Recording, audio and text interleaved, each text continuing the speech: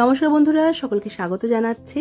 আজকে আমি নতুন রাঁধুনিদের জন্য দই সর্ষে রুইয়ের রেসিপি শেয়ার করছি। প্রায়শই এই রান্নাটা আমাদের ঘরে হয়ে থাকে।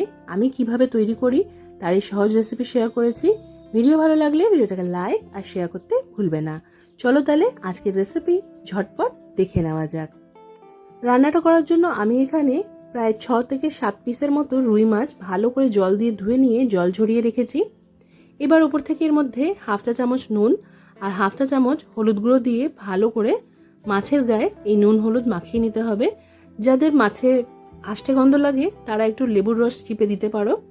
এখানে মাছটা নুন হলুদ মাখিয়ে নিয়ে 5 মিনিটের জন্য রেস্টে রাখবো। আরেকদিকে একটা পেস্ট তৈরি করে নেব। তার জন্য একটা বাটিতে 1 টেবিল চামচ হলুদ সর্ষে আর 1.5 টেবিল চামচের মতো কালো সর্ষে ভিজিয়ে রেখেছিলাম। এখন এটা ছাঁকনির সাহায্যে ছেঁকে নিয়ে মিক্সার জারের মধ্যে নিয়ে নিলাম। স্বাদ মতো 2 কাঁচা লঙ্কা আর 2 চিমটের মতো নুন দিয়েছি এখানে। এই সব কিছু দিয়ে অল্প অল্প জল ব্যবহার করে একটা ফাইন পেস্ট রেডি করে নিতে হবে। পেস্টটা ঠিক এরকম দেখতে হবে। আর অল্প অল্প জল ব্যবহার করে বারবার মিক্সার জারটাকে আমাদের ঘোরাতে থাকতে হবে, তাহলেই এরকম পেস্ট রেডি হয়ে যাবে। এবার একটা কড়াইয়ের মধ্যে আমরা সর্ষের তেল নিয়ে নেব।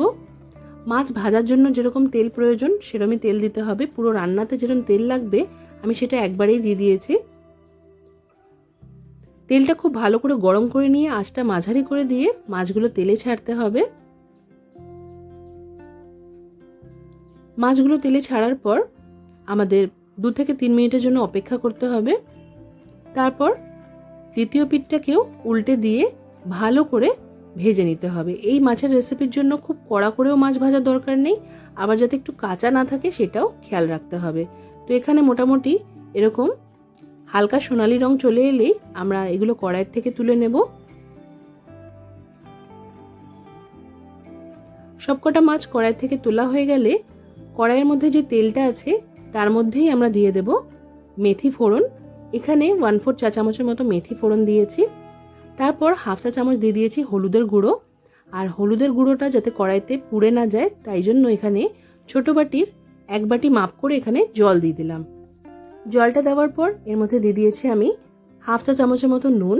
আমরা সর্ষে বাটার সময় যেহেতু অল্প নুন দিয়েছিলাম তাই সেই স্বাদটা মাথায় রেখে এখানে নুন দিতে হবে। 2টো এখানে চেরা কাঁচা লঙ্কা দিয়ে দিয়েছি। আর যেই সর্ষেটা বেটে রেখেছিলাম সেই বাটা সর্ষেটা দিয়ে বাটির মধ্যে অল্প জল দিয়ে ভালো করে বাটিটা পরিষ্কার করে সেই জলটাও দিয়ে দিয়েছি।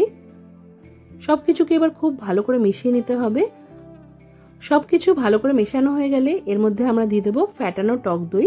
এখানে আমি 2 টেবিল চামচের মতো ফ্যাটানো টক দই দিয়েছি। দইটা দিয়েও খুব ভালো করে মিক্স করে নিতে হবে।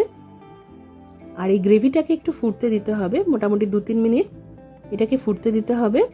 যখন গ্রেভিটা একটু ফুটে যাবে তখন এর মধ্যে আমরা দিয়ে দেব ভেজে রাখা রুই মাছ। মাছগুলো গ্রেভিতে ছাড়ার পর ভালো করে খুন্তির সাহায্যে গ্রেভির মধ্যে ডিপ করে নিতে হবে। তারপর ঢাকা দিয়ে আরও 2-3 মিনিট হাই ফ্লেমে এটাকে ভালো করে ফুটিয়ে নিতে হবে। এই রেসিপিতে আর অন্যান্য কোনো জিনিস দেওয়ার দরকার নেই। আমি যেহেতু প্রথম থেকেই তেলটা একটু বেশি দিয়েই মাছ ভেজেছিলাম তাই আর ওপর থেকে কাঁচা তেল ছড়ালাম না। ঢাকা দিয়ে গ্রেভিটাকে ভালো করে 2-3 মিনিট ফুটিয়ে নিয়েছি।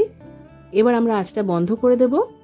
এখানে আমাদের দই সর্ষের রুই একদম রেডি আছে গরম ভাতের সাথে সার্ভ করার জন্য। আশা করছি আজকের এই সিম্পল রেসিপি তোমাদের ভালো লেগেছে। অবশ্যই করে রেসিপিটা ট্রাই করবে, কমেন্ট করে জানাতে ভুলবেন না যে কেমন লাগলো। আজকের মতো এখানেই শেষ করলাম। সবাই খুব ভালো থাকবে আর সবাইকে খুব ভালো রাখবে। ধন্যবাদ।